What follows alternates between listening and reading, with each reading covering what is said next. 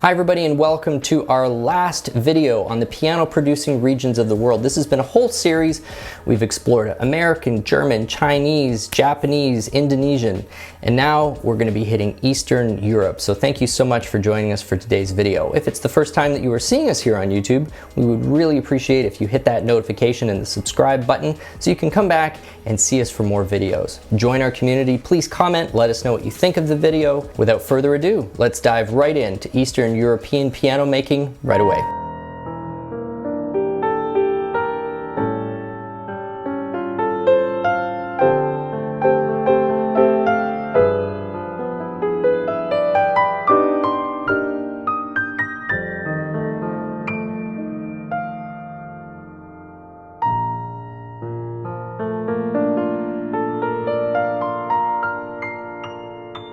What really strikes you as you learn about all of these different piano producing regions of the world is just how different their stories are from one another.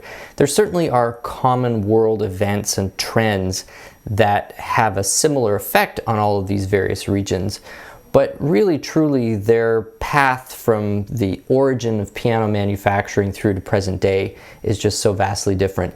And Eastern Europe is no exception. Something that makes the Eastern European experience so much different than talking about the German industry or the American industry or the Japanese industry or even the Chinese industry is that you have this region that as a whole really had enormous economic and industrial might, but because of a number of factors, never really gained the supremacy that some of those other regions and countries did. When we're talking about the United States, we're talking about a country that really effectively ran the world for about 100 years. When we're talking about Germany, you had a similar kind of supremacy over the political, cultural, industrial reality of Europe for many decades. Japan in the second half of the 20th century came to dominate in areas of precision industrial output as well as high technology. China, just the sheer scope of that country's industrial and economic impact has really put it into its own class. But when it comes to Eastern Europe, I would say their piano industry has received a disproportionately high number of unlucky strokes against it. It certainly was not the center of economic might in the 19th century when things were really getting started. The world wars both just completely knocked many of those industries entirely out of commission. You had the rise of communism and the essential takeover of Poland, Hungary, the Baltic states into the Soviet Union, which led to nationalization of a lot of those plants, those industries, those companies. You had a lot of independent makers that just ceased to exist because of that amalgamation. And then because of the insular nature of the communist-run sort of state-mandated economic policies that were going on, you really didn't have the external competition that was motivating or driving innovation and quality. And so everything sort of just skidded almost virtually to a halt leading up to 1991 when the USSR finally dissolved. And out of those ashes have remained a few really key players. You have Petrof, and at that time was Bohemia. Bohemia now since purchased by C. Bechstein.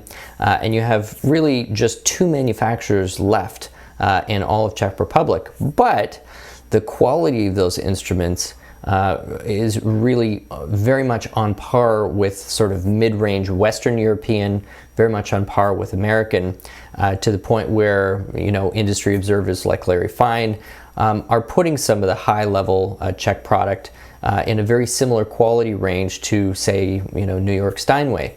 In Poland, the last domestic producer, which was Kalicia, went out of business in the early 2000s, still produces the instruments under a Chinese manufacturer maintaining the brand.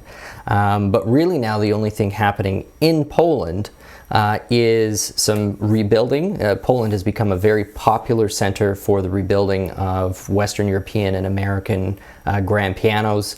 A lot of firms, SAP Renovation is one of the better known firms, but that's hardly an endorsement. I don't have any experience with their product. But there are several others that have set up shop in some of the old, abandoned or neglected piano factories of Poland, making use of that same labor, and have sort of become a rebuilding center. So lots of rebuilt New York Steinways and Seebecksteins and Bösendorfers all coming out of Poland at various degrees of success.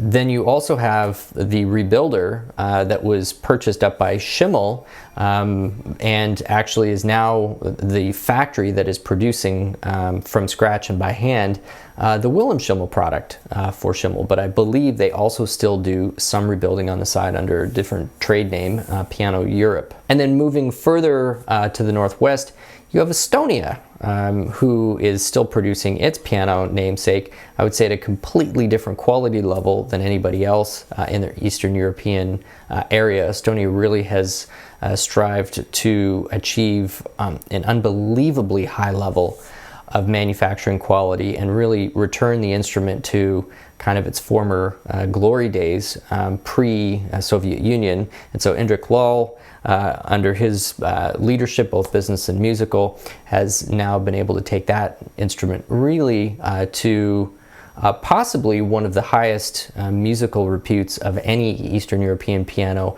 at any point in history, which is pretty cool to see. Something that jumps off the page as you're reading through the stories of a lot of these instruments and factories is just how small and how family-oriented these companies were right through their entire history. Never got to a point where any one of these companies was producing thousands of instruments a year.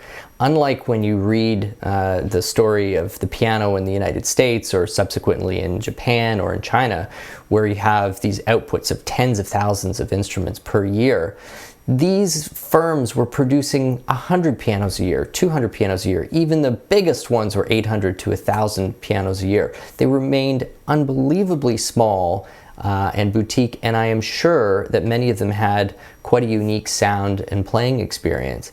It's very difficult to find extensive writing or examples of these instruments still kicking around. I know there are some museums in those countries that have been able to maintain a reasonable collection of them, but to play them as new instruments back in the day must have been really quite interesting.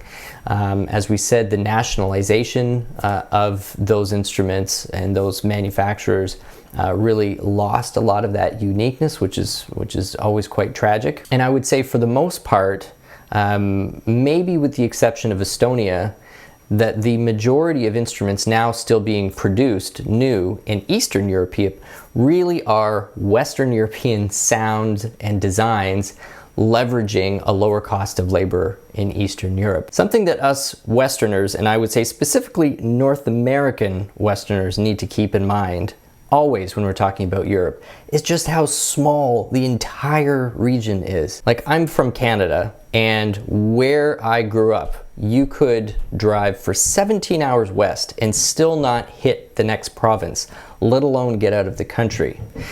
The United States would take you 40 to 50 hours of nonstop driving to really go from coast to coast. In Europe, some of these countries are only a few hours drive across. And when you look at the Czech border compared to the German border, or particularly where some of these factories are located, you're like under an hour from the German counterpart. And so when we're thinking about these different areas and different regions, and in our heads kind of associating this very specific quality with being from Germany or versus Czech or Poland, we need to remember that in a lot of cases there is a historically shared labor force or labor pool that sometimes straddles those borders depending on politically what's happening, you know, in history. But I think it's worth pointing out, like, I've taken Uber rides longer than it would take you to get from some of those Czech factories to the German border. Of the Eastern European pianos I've played, and I'm not talking about modern ones that take advantage of some of those Western sensibilities or preferences or designs, but ones that really were native to that area. I'm thinking of Bohemias, I'm thinking of Petrofs, both of which I've tried from the 70s, 80s. Obviously nothing pre-USSR, I'd have to probably go to a museum for that. But there were some distinctive features about those instruments. One of them was the action. The action seemed to have a very different sense of geometry to it. It always felt for some reason as though the keys were on a slight downslope, and I don't know whether that's because the key dip was a little bit more to them what it should have been versus what you find say in German pianos. I found that the black keys were always slightly narrower. I found that the tone had this really lovely mid-range bell tone, not so much on the high-end side in terms of where the emphasis of the note was, and a lovely sustain right throughout the entire instrument. Not necessarily a very brassy bass, but a clear bass.